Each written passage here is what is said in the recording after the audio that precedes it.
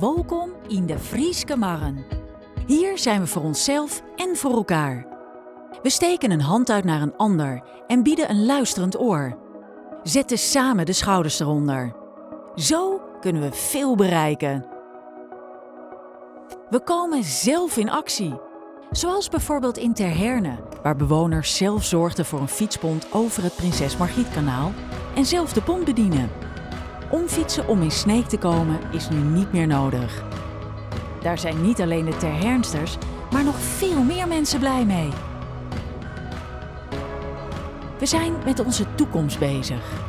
Sada vluchtte 5 jaar geleden uit Ethiopië. Sinds 2016 werkt ze in een bedrijfskantine waar ze Nederlands leert en kennis maakt met de Friese cultuur.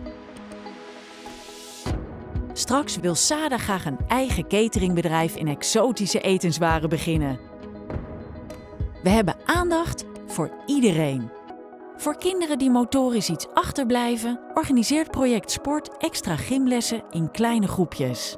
De kinderen ontwikkelen hun motoriek en leren dat bewegen leuk is.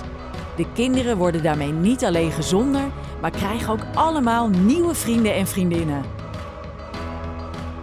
In beweging komen, ontwikkelen, meedoen. Daar gaan we voor. Zo zijn we in de Frieske Marren voor onszelf en voor elkaar. Welkom. Wilt u meer weten over in beweging komen, ontwikkelen en meedoen?